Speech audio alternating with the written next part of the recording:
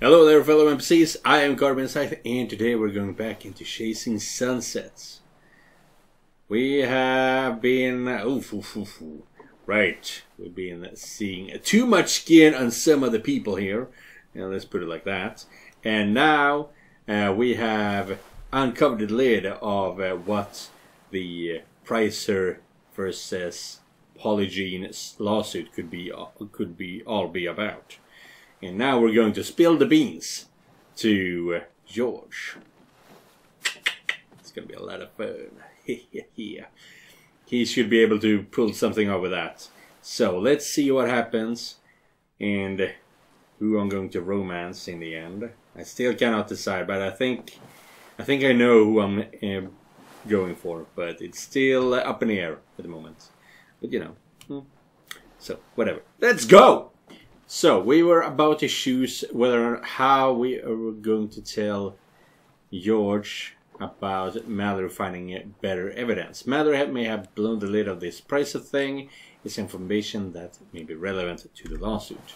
I don't think it can... Oh yeah, it can't wait. Mallory, but that is gonna increase love and trust. But that is how you talk about people. You do not take all the glory, or whatever, however you say it. You point out who it is, who did the good thing. God, I hope so. If I had any hair left, I'd be pulling it out. We can't talk here. She knows everything anyway.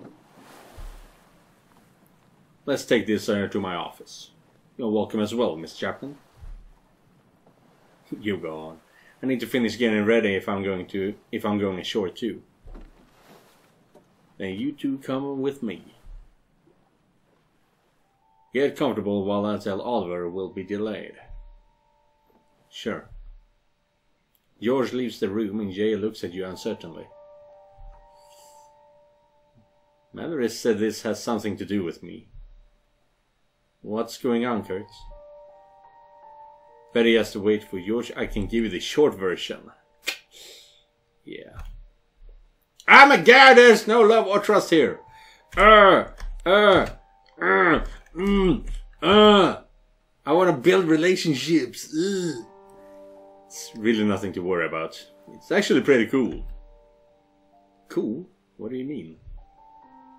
Mom found proof that pregnant wasn't a factor in your mom's pregnancy. With you. What? Mallory found Mom's personal notes. It seems you beat the odds. It made me recall a memory of Mom and Dad talking about it shortly after the wedding. Wow. There we go, love and trust. It's a lot to take in. If you need to talk after you process this, you know where to find me, for a change. Smart ass, but Mallory was spot on. I'm glad I waited to hear it from you. Alright then, Kurt. Care to tell me what's going on? Mallory was going through Mom's personal files and dug up one of her side projects. Interesting. I wasn't aware Sarah was pursuing anything besides her patent. Mom found irregularities in the pregnant test data just before she left Pricer. Come again? She found evidence that pregnant wasn't effective and spent her last year proving it. Wow. Pretty much how I felt. I'm sorry, my dear. How this intersects with you hadn't even occurred to me yet. It's fine, George. It's a bit of a shock. If Pricer figured out their lead researcher for the cash cow had gone rogue, it explains everything that's happening right now.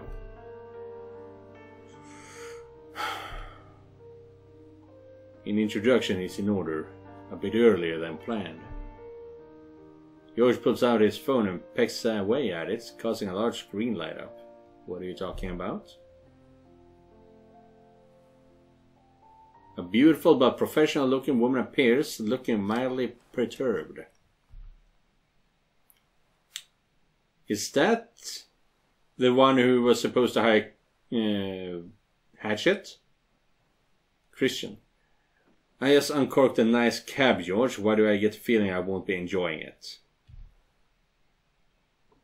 This couldn't wait, Lisa. Allow me to introduce Sarah's son Kurt and game starter Jay. The woman appraises each of you without speaking, offering a perfunctory smile. Nice to meet you. I'm Lisa Hendricks, acting CEO of Polygene Biotech. Your parents spoke of you often, and they left us all with very big shoes to fill. Hi, Lisa. They didn't talk about work much at home, so you have us at a disadvantage. Before this is over, you'll understand all too well why they left the work at the office. So, what moved your timeline up on this call, George? Lisa, did Sarah ever share concerns about Pregnia with you? Lisa looks confused and a little surprised by the question. No. Should she have? I should have told you this sooner, but we have quest aboard the yacht. What kind of guest? Mallory Chapman approached me a week ago with a compelling connection to Sarah. Mallory Chapman. Wait, as in 60 Seconds Mallory Chapman? That's the one. She had proved that her father had worked closely with Sarah at Pricer. I mean, I ain't no better right now as I'm sitting here recording, but what the fuck, man? Okay, I'm not wearing a thong. But yeah. Christ, George. The same Pricer that just dropped a flaming bag of shit lawsuit on us? The timing is curious, yet it's because of her we have a working theory. Please enlighten me. The Eagle has been turning R&D inside out for the faintest whiff of Pricer IP all day. Sarah was collecting proof that Pregnia was ineffective and that Pricer knew it. No shit. Lisa stares at George in shock for a moment before bursting into laughter. So, the punchline is that our founder was investigating her own invention. And we're up to our necks in dumpster fire because Pricer caught wind of it. That's about the size of it. Tell me I have proof. Working on it. Good. We'll meet Tuesday and develop a plan from there. The day after tomorrow? That might not be enough time. It will have to be. I'll charter a flight this evening. You're coming here? I'm not going to be sidelined on this one, George. So much is riding on the two of you. Lisa glances at you and your sister briefly. The outcome of your time there. I look forward to seeing you. Likewise. And one more thing. Yes? Find out who this Pricer whistleblower is and follow the breadcrumbs. I'm done getting blindsided. I'll see what I can do. The screen goes black and George appears lost in thought. Changing plans indeed. We'll want to keep the circle of trust small. Kurt, head over to the Polygene office and grab everything Sarah collected on Pregnia. Sure, Mallory knows where it is. Bring her with you. I'm upgrading your access to sea level. Jay's as well. Where do you need me, George? Go with them. But I want you on the HR angle. Find out who the Pricer insider is. Things are going so well between us. This could bring us even closer. Oh, undermine Jay. Okay, good. I can't choose. It's very unfortunate I can barely read it though. We got each other's back. But it does say undermine Jay here, right? I deliver on my part, compete with Jay, and we'll have better as a team work with Jay. Dude, of course. Been a few years since we tackled something together. Might even be fun. At least I will be with the one girl on this boat who hasn't attacked me. Please, I haven't attacked you in years. Feels like yesterday to me. Yes, a cute little smirk, yes. Jay smirks mischievously in response to your teasing. Did you just throw my words back in my face? Because it felt like you just threw my words back in my face. Cooperate with your sister on day 1. Woohoo! Kids, I will turn this yacht around. Kids, I will turn this yacht around if you do not cooperate right now. Polygene Annex, Republic of Tuvalu, 1 hour later. I'm going to have to separate you two if she just keeps telling stories. Ooh, how about booze-soaked Halloween rum roasted pregnancy puzzle for biotech heirs? What? Booze-soaked Halloween rum roasted pregnancy puzzle for biotech... Okay. Booze-soaked? Really? That's the part that triggers you? This office. What about it? Just how she arranged it. It feels right. So much of how she did things just speaks to me. Well, she was super organized. It makes sense to me too. Are you sure she's not a long-lost sister? Yeah, maybe. Let's get started. I am Pro Flash Drive. Mallory inserts a USB stick into Sarah's computer as it restores from sleep mode. Logging in, she begins moving files to the portable drive. Good thing you were looking into Mom's past. We wouldn't have connected the dots. A happy accident, or blind luck. I have my own reasons for being here. I haven't forgotten that. Is this going to take a while? Just your mom's personal folders. Not long at all. There may be more on the server farm, but my access is locked down to this PC. Amanda would make short work of this. My best friend. She has a rare variant of Rett syndrome. A rare variant of what now? It's a type of autism, but her case is unusual. There's still a beautiful mind in there. Well, since Kevin Flynn and Amanda were both unavailable today, just grab what you can. I have no idea who Kevin Flynn is. Then we'll see if Jay needs any help in HR. I thought I felt some tension between you two in Boston. Did something change? Turns out talking through our issues actually helps. You know. No way. And don't think I didn't catch that Tron reference, you epic fucking nerd. Mallory suddenly pauses a moment, contemplating. Find something? Maybe. Did your mom keep paper notes? Lots. For important stuff. Digital security was one of her peeves. Look at this. You look over Mallory's shoulder at the screen in front of her. It's the dad. James, one step closer. I'll bring proof with me back to the boat tonight. No electronic communication after this starting. I love you. And there's this again. Is there something hidden here? I really hope there isn't. And I can't move around. Yeah. There's a mark on the floor. Looks like something heavy was moved from there. Like a safe or a file cabinet.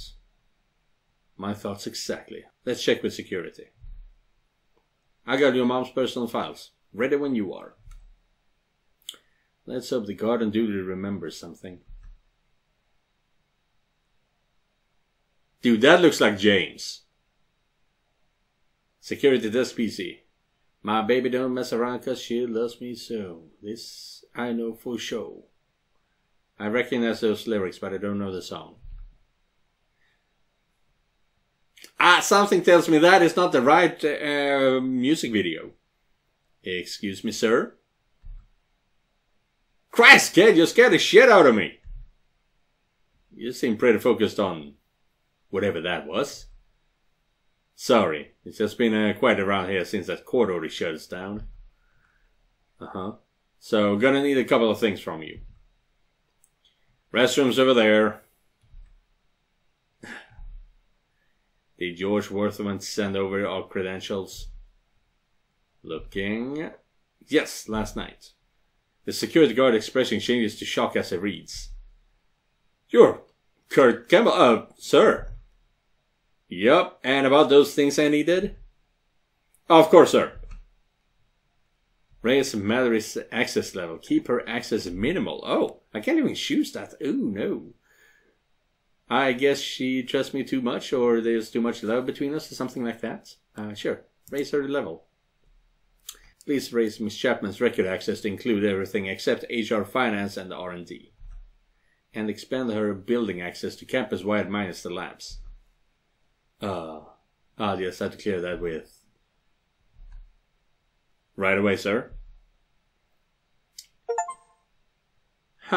Give Mallory more to work with at Polygene.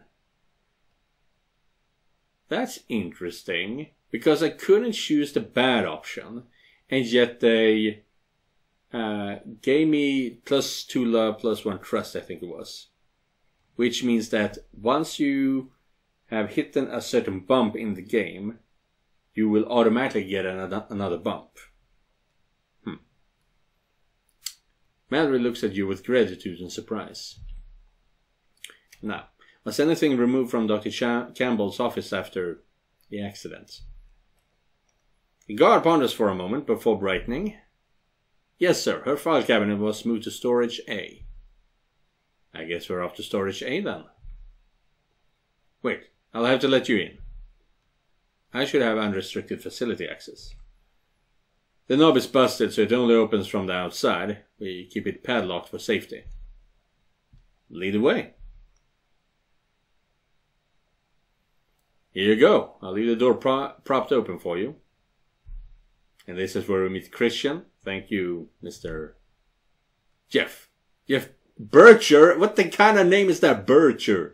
Butcher or something else? But what Bircher? Sir. Thank you, Jeff. We'll let you know when we're done.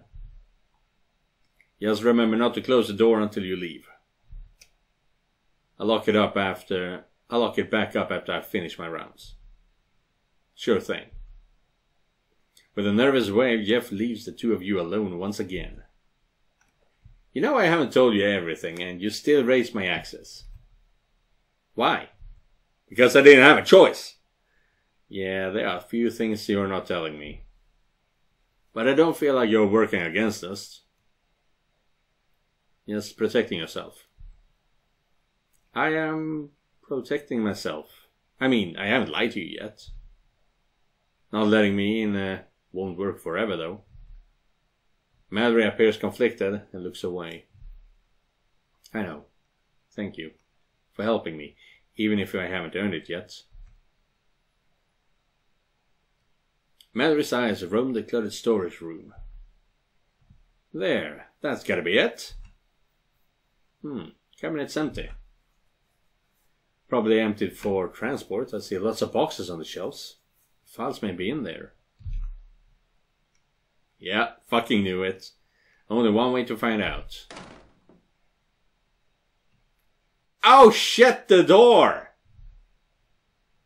It grabs the door handle, but just spins freely when you twist it. The fuck? A multi-billion-dollar company can't afford fire doors?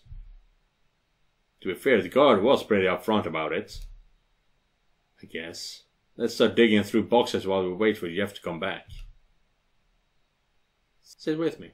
I'm sure he'll check up on us soon. The two of you begin searching through boxes looking for your mother's notes. You know, something about you doesn't add up for me. Oh, what's that? It hit me when I came in topside this morning and saw you ladies. Au natural. You're such a boy. Still thinking about that? I was surprised at how casual you were about a stranger seeing you like that. Why? They're just boobs. Well, in part because of your reaction when your contact lens came out in Aspen. I got the sense that you're very self-conscious, but then boobs. Ah, I see now. First of all, your premise is flawed. I gave you a wet willy, and the rules say that means we're not strangers anymore. Paybacks are a bitch. And the anticipation is killing me. Secondly, I'm a foster kid. My entire life has been sharing bathrooms and bedrooms. If I waited for privacy, I'd have never showered or changed clothes. And truth be told, I've always seen myself as mostly invisible anyway. Another irony, considering my career in journalism, right? Maybe, but you have to know on some level that you're a very attractive woman. I accept that some men are interested in my body, but I also know they don't see the real me. Can I ask why your eyes are a sore subject for you? Mallory looks at the floor for a moment before speaking in a low voice. My first memory is waking up with a hand over my mouth and nose. My father's hand has struggled, of course. That's beyond fucked up! I was so small compared to him. Nothing I did mattered. His eyes weren't even angry, just cold. The same look he had when washing dinner scraps into the disposal. If Mom hadn't come in just at that moment... What kind of monster does that to a child? After Mom got him to stop, she begged to know why. He said it was her fault for bringing a freak into the world. He was going to clean up her mistake. I thought you were a reminder of his supposed mistake. That was his superpower, really, projecting his flaws onto others. At least he didn't put hands on me again after that.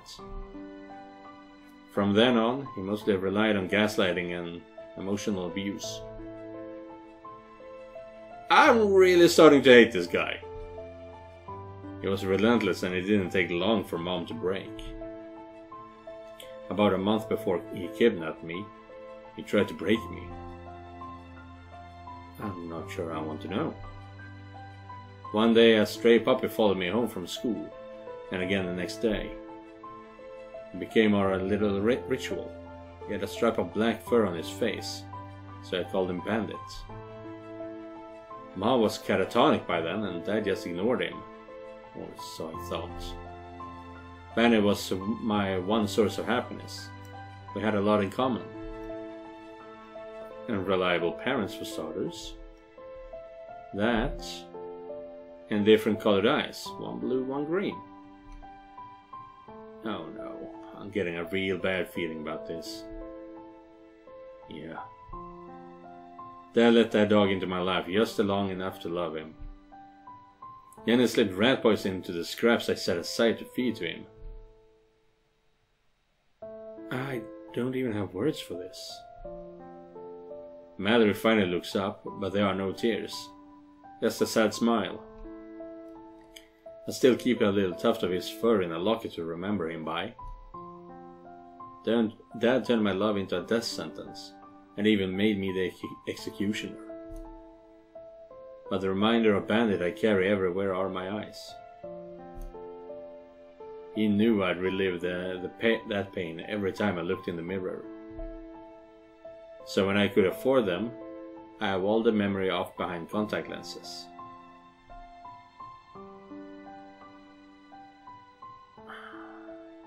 Okay, that does excuse why she so adamantly wants to use contact lenses.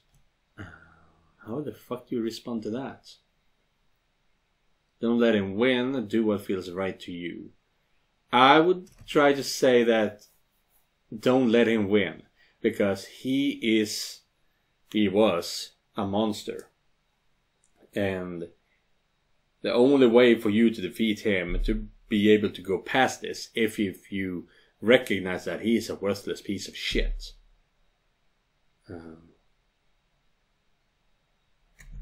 So don't let him win. His mark on your self-image is all that's left of him. That's not rotting in a grave. I know that scars like this can't be just wished away. But I also know Bandit loved you unconditionally, exactly the way you are. He was a dog, he'd love a telemarketer if it fed him. Okay, I like you the way you are. That won't change because of some tinted plastic. That... Yeah, really pushing me towards Mallory here. Mallory looks intently at you as if searching for the lie on your face. I'll try. Convince Mallory to make a change. What would happen if I told her to do what feels right? We all have rituals that go through the day. If content lens and we cope with the scars he left you, there's nothing wrong with that. That's true. At some level, it feels like it's like letting him win. You made a success of yourself in spite of him. He didn't win. Alright, no thank you. Mallory trust. But yeah, I did make a choice here. God damn it. No, it's not goddamn it. I just don't want to choose in the end. I want to be put on the path, and right now my path is I like them both. God damn it. The faintest hint of a smile tugs at the corner of her mouth. Soon. The two of you return to rummaging, and time passes with both of you lost in your own thoughts. You're about to give up when something above you captures Mallory's attention. Project October. Kurt, can you reach that box? I don't think so. I don't see a ladder either. If you lift me up, I think I can reach it. It's worth a try. Gripping Mallory's hips, you're struck by the soft smoothness of her bare skin under your fingers. She is surprisingly light, and you think you feel her tremble slightly at your touch. As you hoist her, she wiggles, resting her ass against your cheek. Almost got it! Her fragrance surrounds you, but you also catch a faint hint of something more primal. What the fuck is that supposed to mean? Dude! No! That is not how humans work! There's been several tests. Humans do not have those kind of glands, and we cannot smell them either. I mean, I haven't looked at that kind of research myself personally, but I watched a few shows growing up on science and shit, and humans do not have those kinds of glands. What's it called? Not aphrodisiac, but whatever. So no, you cannot smell that she's getting turned on. That's just poor writing. It's pretty heavy and hard to get a grip on. In spite of her modest weight, the awkward position quickly begins to strain your arms. Don't rush on my account. Got it! Is she going to stomp on his genitals? No, it's behind him. But boom! That would have sucked! Box alters Mallory's center of gravity, and both of you are thrown off balance. Ooh! Yeah, definitely turn on. Oh my god! Are you alright? Why did you turn around and not get up? She spins around so she's straddling you, but not without grinding it slightly against you. I'm fine. My first tackle. How'd I do? Knocked the wind out of me a little. Interesting form. Oh. Where does it hurt? You pointed your belly.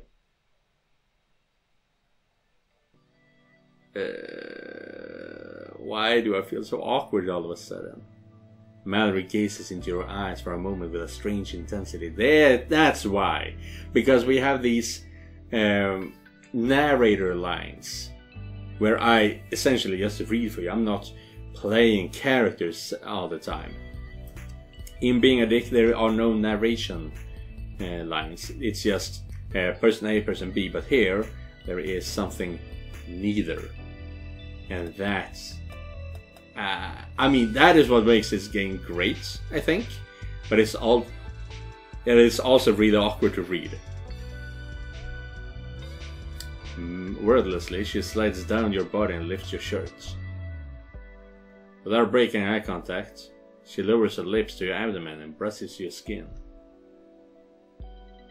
Her soft breath caresses your belly, and you feel blood rushing to your crotch. Better? Her breathing deepens and her cheeks begin to flush. A bit. She appears on the verge of going further, but instead she straightens your shirt and grins. Anyway, let's have a look at our all ill-gotten gains.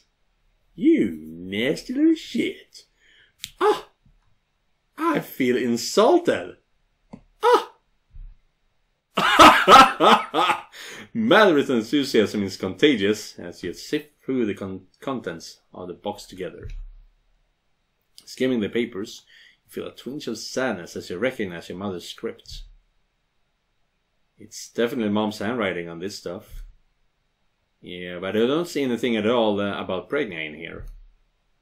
Mallory begins paging through another notebook. This one is just procurement orders for lab equipment. Kurt, check this out. What is it? These must be your mother's notes on what she was working on before the accident. CNS blood-brain barrier bypassing viral vector CRISPR gene replacement. Okay, let's see. Can I figure this out? Blood-brain barrier bypass in viral vector CRISPR gene. No, I understand some of the words, but I don't understand the content when they're put together. Something gene therapy using some kind of virus to, I don't know what CNS is, but something in the brain. What the what? I have no idea what that means. If this was a breakthrough, your mom would have won a Nobel. Really? Jay will probably understand the broad strokes. George may have more details. It looks like that's all there is. Seems like Jeff should have returned by now. Yeah, I shouldn't have gotten his number. I could call Jay. She should still be in HR. That would be the fastest. Or I can call George and have him page the security guard. Call Jay, call George. Call Jay. I'm not sure who got the short end of the stick today. This sucks. But that is the end of today's episode. I thought something was going to happen between Mallory and Kurt, but no. She is just leading us along. Oh, so mean. So nasty. She's a great girl. But yeah, locked into a closet and nothing happens. Well, that's first. Well, thank you guys for watching. I'll see you in the next one. And remember, just because you're not the main character, it does not mean you're not important. Goodbye, everyone.